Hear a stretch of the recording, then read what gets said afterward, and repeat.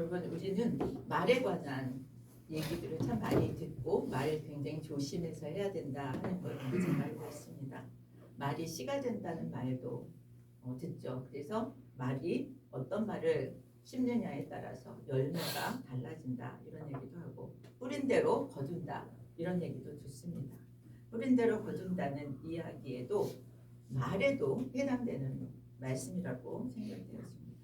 말에는 그만큼 책임이 따른다는 거죠. 한번 뱉은 말은 뭐예요? 주워 담을 수가 없습니다. 그래서 항상 말을 조심해야 하는 거죠. 특히 오늘 말씀을 통해서 원망이나 불평의 말이 나오지 않도록 우리를 참 잘 통제하고 주의해야 되겠다 하는 생각을 하게 됩니다. 이스라엘 백성들은 하나님의 큰 은혜와 기적을 체험했습니다. 그런데 그들의 말이 악했기 때문에 하나님의 심판을 받게 되는 것을 오늘 본문에서 이야기하고 있습니다. 저는 우리가 의문을 가져야 된다고 생각합니다. 어떤 의문이냐면, 큰 은혜와 기적을 경험했는데도 왜 말이 악해졌을까? 그리고 하나님은 그들을 왜 심판했을까?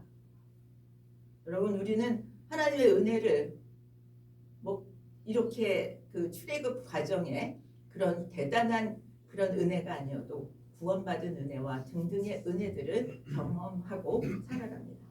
그런데 우리의 언어는 어떤지 한번 돌아볼 필요가 있겠다 하는 생각이 듭니다. 미국 스탠퍼드대 교수고 철학자고 정치 경제학자인 그 프란시스 요시히로 후쿠야마, 일본 분 같아요. 그분이 쓴 책이 있습니다. 신뢰, 트러스트라고 하는 책을 썼는데, 그분은 정치 경제학자이기 때문에 그 측면에서 쓴 글이겠죠.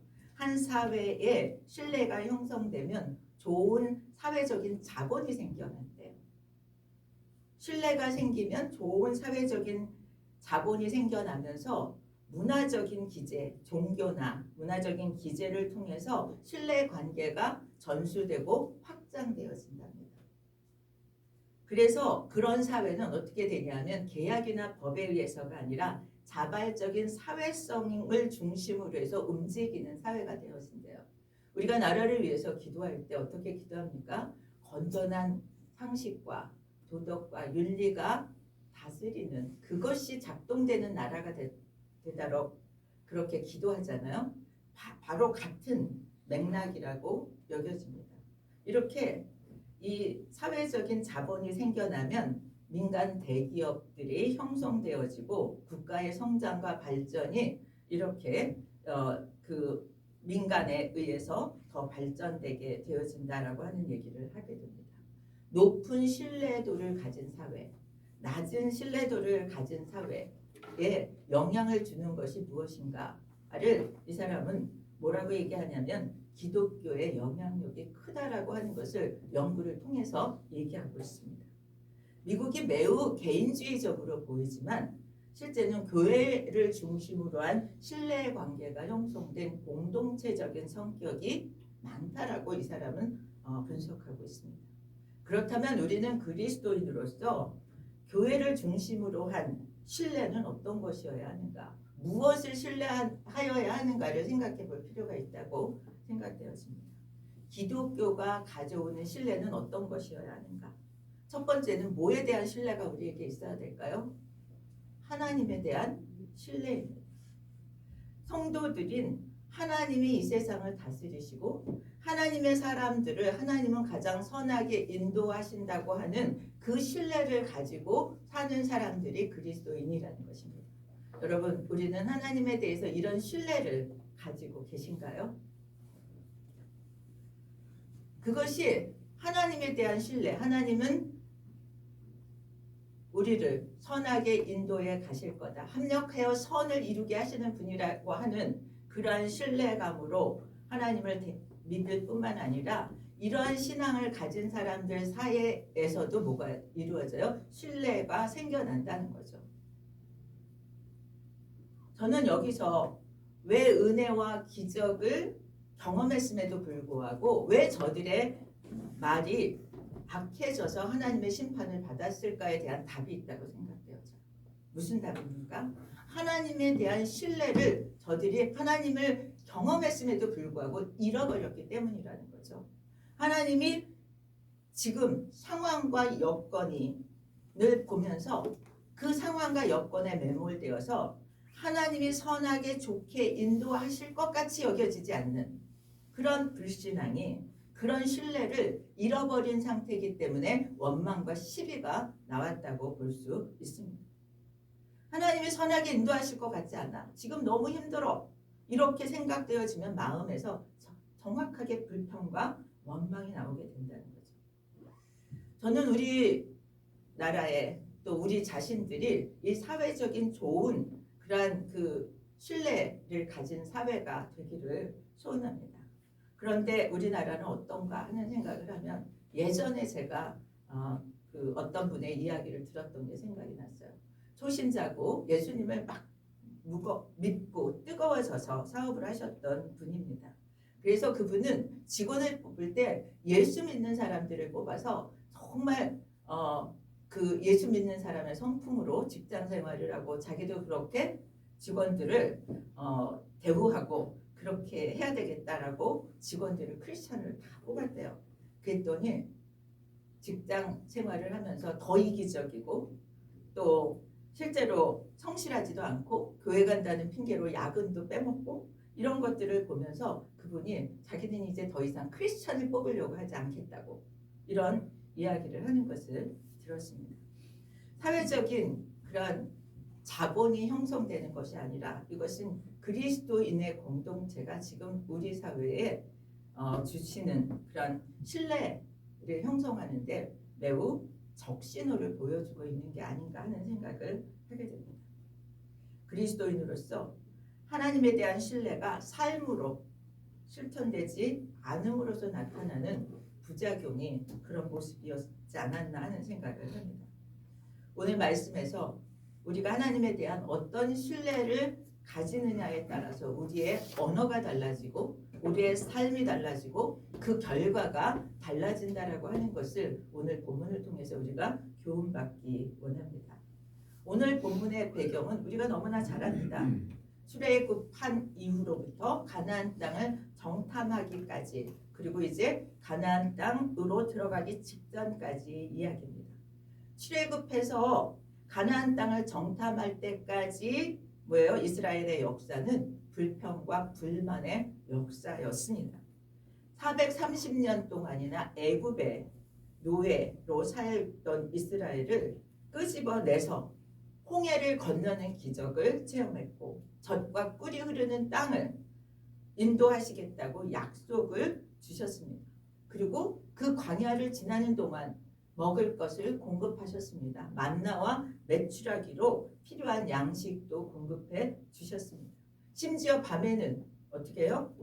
불기둥으로 춥지 않게 하고 낮에는 구름 기둥으로 너무 뜨겁지 않게까지 하면서 그들을 인도하셨어요. 하지만 이스라엘 백성들은 매 순간 하나님을 원망하고 불평했습니다. 심지어는 뜻대로 되지 않으면 금송아지까지 만들어서 우상 숭배를 하는 큰 죄까지 저질렀습니다. 그런데 하나님은 어떻게 하셨어요? 그럼에도 불구하고 하나님의 성품 때문에 자비하심 때문에 그들을 용서했습니다. 약속대로 그리고 가나안 땅에 다다르게 하셨습니다. 이 정도 되면 하나님을 신뢰하고 하나님이 어떤 일을 하셔도 선하게 인도하실 거라고 믿을 법도 한데 여전히 그들은 불평과 원망을 하고 있죠. 27절에 그렇게 얘기합니다. 나를 원망하는 이 악한 회중에게 내가 어느 때까지 참으랴. 하나님이 참다 못해서 이렇게 말씀하시죠. 하나님 모세의 중보기도 때문에 이스라엘을 용서합니다. 그렇지만 하나님을 원망하도록 그렇게 백성을 이끌었던 10명의 지도자들과 거기에 동조했던 백성들은 그들의 잘못에 대해서 책임을 지게 하십니다. 그래서 기준이 몇 살이에요? 20세 이상의 백성 중에서 여호와를 원망한 사람은 모두 광야에서 죽게 하겠다라고 얘기해요. 여러분, 성년이 20세였어요. 그 이후의 인생은 누가 책임져요? 본인이 책임져요. 20세까지는 뭐예요? 부모가 책임져요.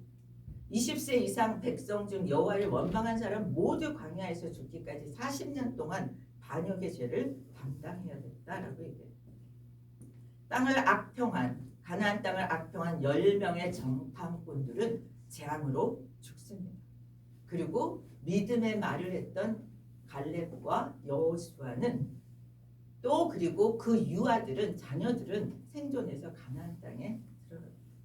오늘 같이 묵상하고 같이 나눌 말씀을 같이 보면 정탐꾼 10명의 부정적인 말을 듣고 원망의 말을 한 이스라엘 백성에게 하나님은 똑같이 해주겠다. 너가 말한 대로 해주겠다라고 말씀하세요. 참 무서운 얘기입니다.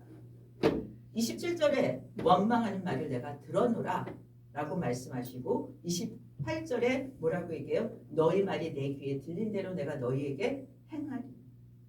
하나님 귀에 들린 대로 하나님이 그들에게 행하실 것이고 여호수아와 갈렙을 제외한 하나님을 원망한 자를 모두 약속의 땅에 못 들어가게 하겠다고 말씀하시고 광야에서 죽게 하겠다.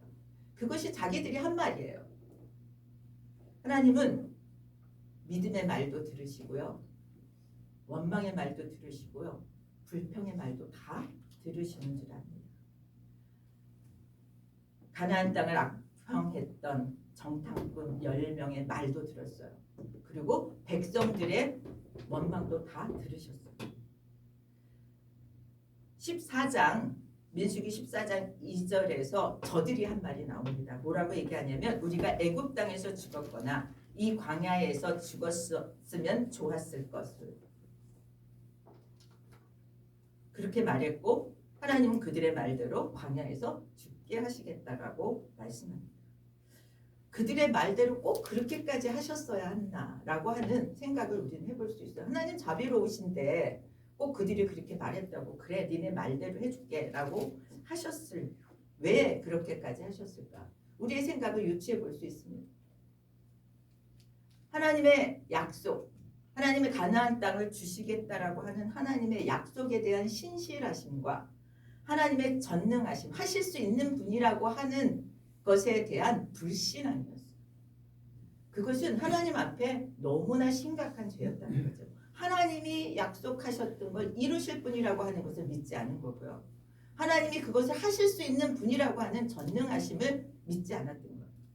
그 불신앙이 40일 동안 정탐하면서 저지른 불신앙이 40년의 징계로 간다라고 하면 얼마나 이게 무서운 일입니까? 하나님을 원망한 모든 사람 20세 이상으로 계시된 출애굽 1세대가 광야에서 죽을 것이라고 얘기해요. 약속의 땅을 악평하고 또 그 말을 받아들여서 격동돼서 원망했던 그 대가는 그 땅을 밟지 못하는 것이에요. 여러분 누가 무슨 말을 할 때 잘 분별해야 합니다.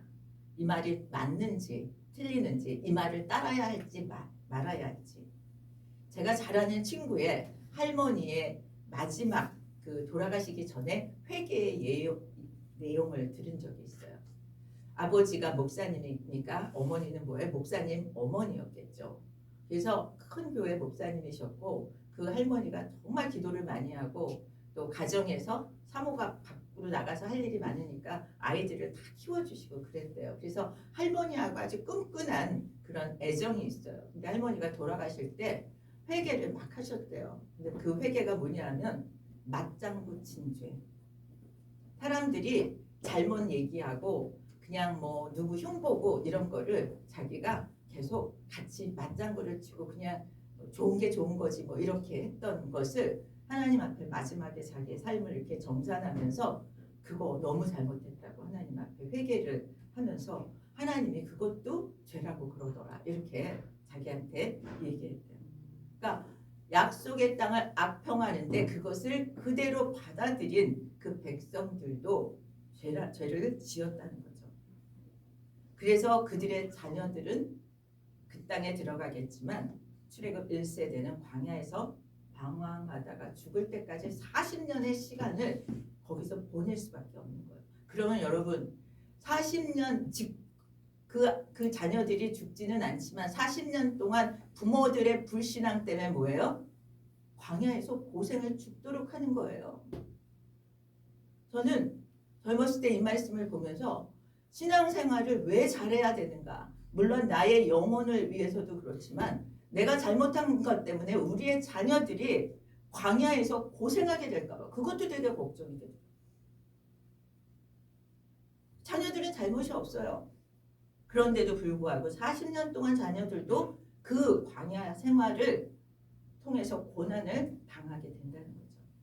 그러면서 40년 동안의 광야 생활 속에서 깨달아야 할 것이 있다라고 얘기해요. 뭐라고 얘기하냐면 하나님이 싫어하시면 어떻게 되는지 알게 될 것입니다.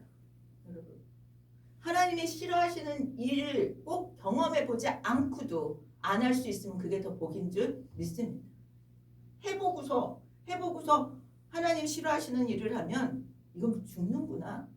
그걸 꼭 경험해 봐야 아냐고요. 성경에 누누이 써 있는데 경험에서만 아는 것은 참으로 어리석은 짓입니다. 대가지불이 너무 크고 인생이 낭비되어지는 거죠. 저는 가끔 이 대가지불을 크게 한 사람들을 만날 때가 있습니다. 그런데 너무 인생이 아까운 거예요. 체험해야 할 것이 있고 하나님의 은혜는 체험하십시오. 그런데 꼭 체험하지 않아도 될 것들까지 체험하지 않기를 바랍니다. 우리가 원망에 빠지지 않는 비결은 뭐냐면요. 하나님을 신뢰하는 것입니다. 하나님의 약속을 믿고 하나님의 선하게 인도하실 것이라고 하는 것을 믿고 그렇게 하실 수 있는 분이라고 믿고 기다릴 수 있는 믿음이 되기를 축복합니다. 여호수아와 갈렙은 13장 30절에서 뭐라고 얘기하냐면 우리가 곧 올라가서 그 땅을 취하자 능히 이기리라. 똑같은 것을 보고 어느 사람은 우리가 올라가서 취하고 그러면 우리가 이길 수 있어라고 얘기하고 어떤 사람은 우리가 차라리 죽는 게 여기서 죽는 게 낫겠다라고 얘기한다면 여러분 어떤 쪽을 택하시겠어요? 여호수아와 갈렙은 이 믿음 때문에 죽지 않고 약속의 땅에 들어갈 수 있었습니다. 여러분 우리의 말에는요 하나님을 향한 태도가 나타납니다. 우리의 말에서 하나님을 향한 태도가 어떻게 나타나는지 자기 말을 점검해 볼 필요가 있어요. PPT 한 장만 넘겨주실래요?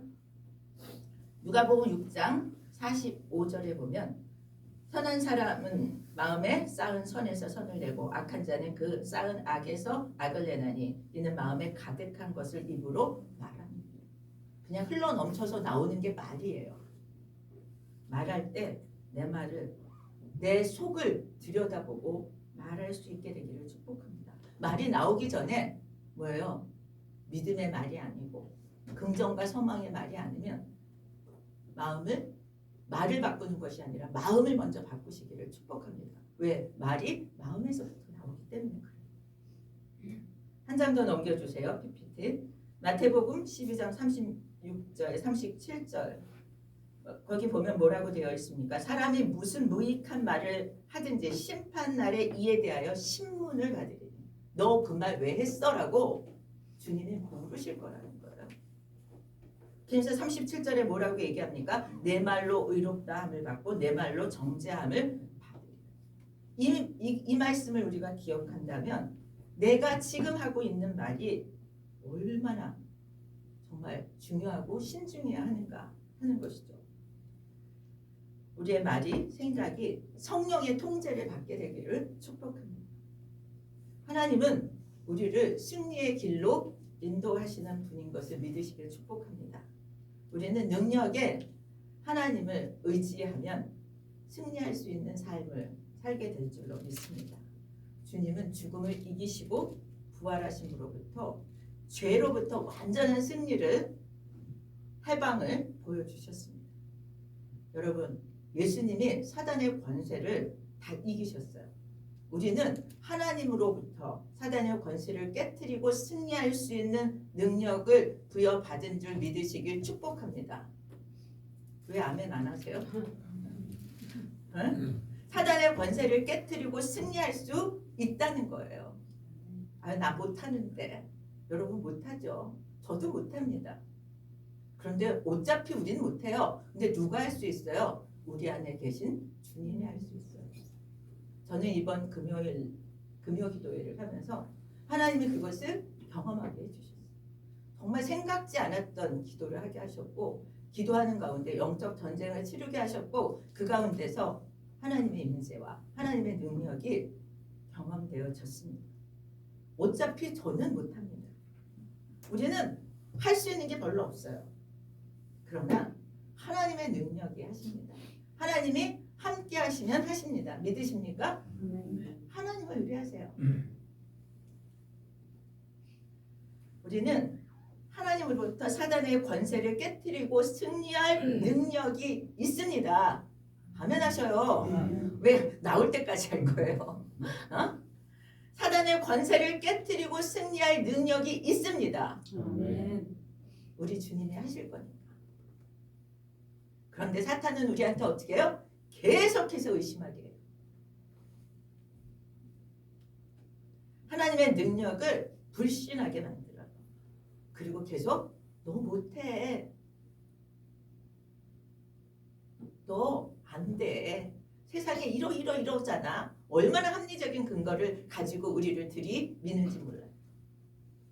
여러분, 의심과 불신의 소리에 귀를 닫으십시오. 끊어내십시오. 그리고 우리는 합리적으로 계산해서 하나님이 하실 수 있나 없나 계산할 필요 없어요. 놀라운 일을 행하실 하나님만 바라볼 수 있게 되기를 축복합니다. 우리가 매일 십자가를 바라본다는 게 뭐예요? 나는 죄인입니다. 이거 고백하는 게 아니라 매일 십자가를 바라본다는 것은 주님이 행하신 일을 기억하는 거예요. 주님이 나를 위해서 하신 일이 뭔가? 죄를 용서해 주셨고 속죄해 주셨고 구원해 주셨다라고 하는 것을 기억하는 거예요. 십자가의 능력을 기억하면서 사망 권세를 깨트리신 예수님의 능력을 소망하고 그 일을 우리의 영적 전쟁에서 경험하는 것을 바라보는 거예요. 십자가의 권세 아래 있으십니까? 그렇다면 십자가의 권세를 가진 사람은요, 담대합니다. 십자가의 권세는 어떤 권세예요? 사망을 이기신 권세예요. 죽음을 이기신 권세입니다. 우리는 예수님의 십자가의 권세 아래 있습니다. 여호수아와 갈렙처럼 담대하게 선포할 수 있습니다.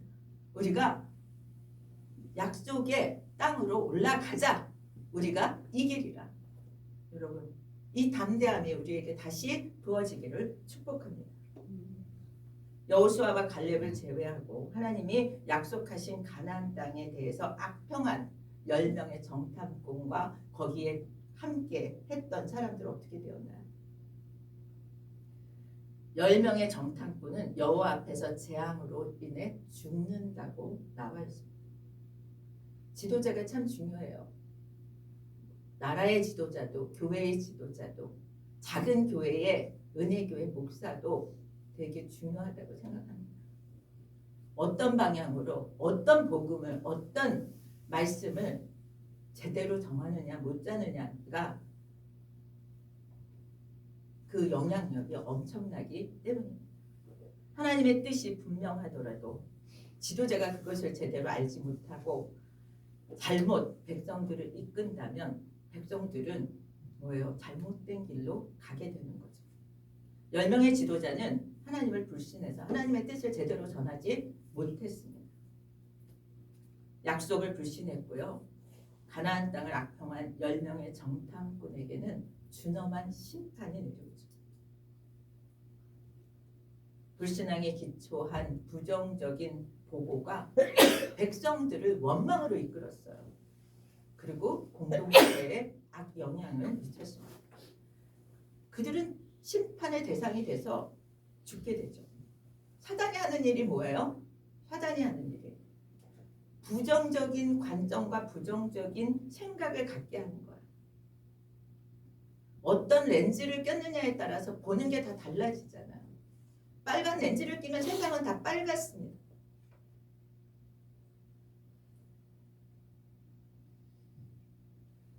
내가 하는 말은 어떤 말인지, 내가 하는 말을 통해서 다른 사람은 어떤 영향을 받아서 어떤 삶을 살게 되는지를 살펴볼 필요가 있습니다. 내가 하는 말을 통해서 다른 사람이 격동되어서 남을 원망하거나 미워하거나 한다면 여러분 그 말은 버려야 됩니다.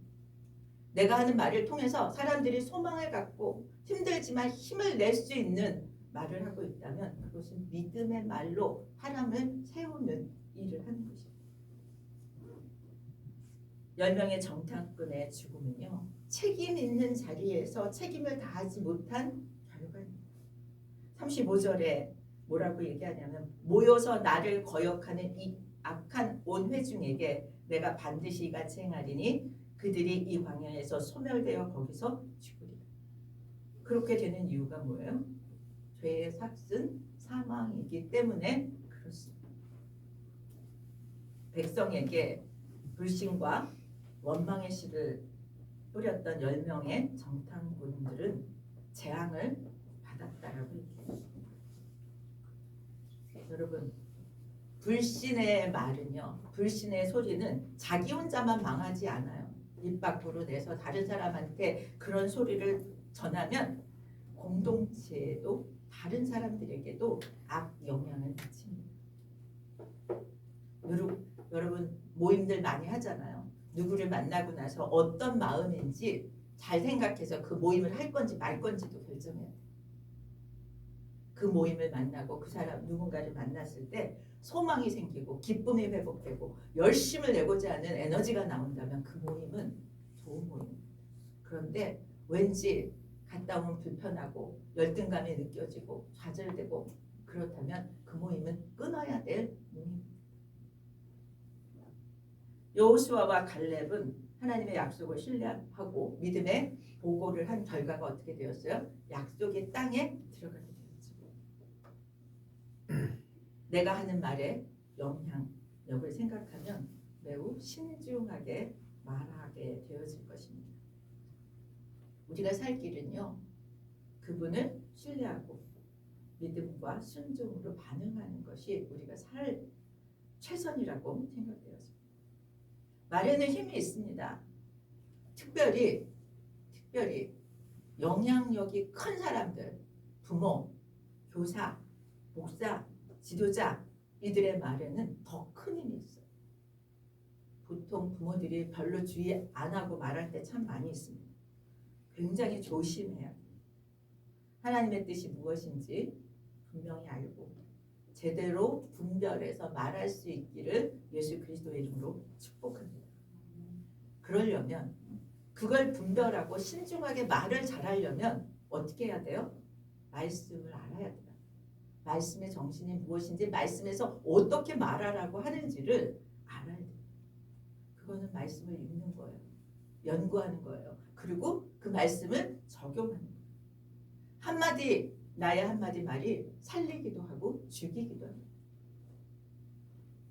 우리는 그리스도인들끼리 모이면 그리스도인들의 그런 교제를 한다고 생각해요. 그렇지 않아요. 그리스도인들의 말에도 신앙의 말만 하지 않고 부정적인 말들이 훨씬 더 많을 때가 있어요.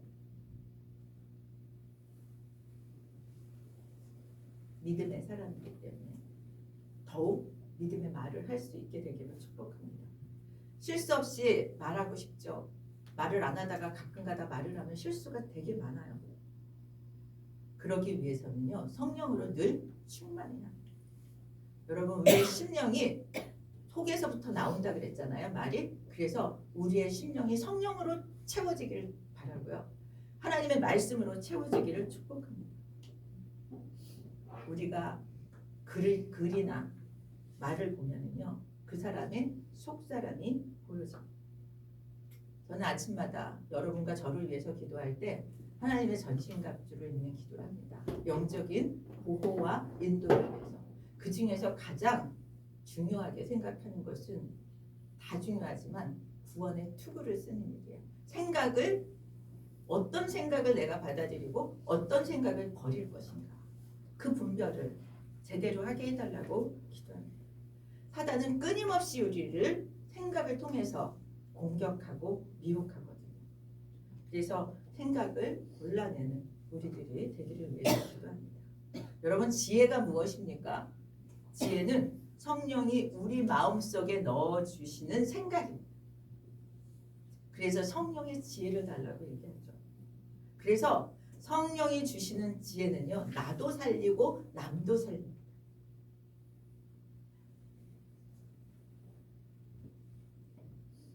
우리가 어려운 일을 만난 누군가, 또 어려운 일을 내가 만났을 때도 마찬가지입니다. 성령이 주시는 말씀을 전하고 나누고 선포하게 합니다. 하루를 그렇게 하기 위해서는 하루를 성경 말씀으로 열기를 축복합니다. 그리고 그 말씀을 붙들고 그렇게 살아가도록 도우심을 구하고요. 성령의 지혜와 분별과 통찰력을 구하시기 바랍니다. 그러면 어떤 일이 일어나냐면 성령이 주시는 생명력이 부어지고요. 절망과 두려움은 힘을 빼앗기고 소망과 희망으로 힘차게 시작할 수 있는 하루를 어떤 상황에서도 시작할 수 있습니다. 그러면 하나님의 진노는 저절로 일어나지 않게 되는 승리의 삶을 살게 될 줄 믿습니다. 정리하겠습니다. 하나님은 오늘도 우리의 말과 생각까지 감찰하십니다. 10명의 정탐꾼들이 하나님의 뜻과 다르게 악평하였고 그 말을 듣고 따라갔던 사람들은 하나님의 심판을 받았습니다. 무엇을 따라가야 할지, 무엇을 취해야 할지 결단하시기를 바랍니다. 전능하신 하나님과 그분의 신실한 약속을 신뢰하는 우리들이 되기를 바랍니다. 우리가 입 밖으로 내는 말 한마디 또 놓치지 않고 들으신다라고 한다면 우리는 매우 신중한 삶을 살게 될 줄 믿습니다. 오늘 감히 도전합니다. 믿음의 말, 불신의 말, 믿음의 마음, 불신의 마음 여러분 택하시기를 바랍니다. 도전합니다. 불신의 말을 결별하시기를 바랍니다. 믿음의 말로 살아가서 승리하는 간증들이 우리 안에 날마다 넘쳐나기를 바랍니다. 현실의 벽은 높아 보일지라도 승리를 약속하신 하나님을 의지하여서 그 승리를 누리게 되시기를 예수 그리스도의 이름으로 축원드립니다. 우리 다 같이 일어나셔서 347장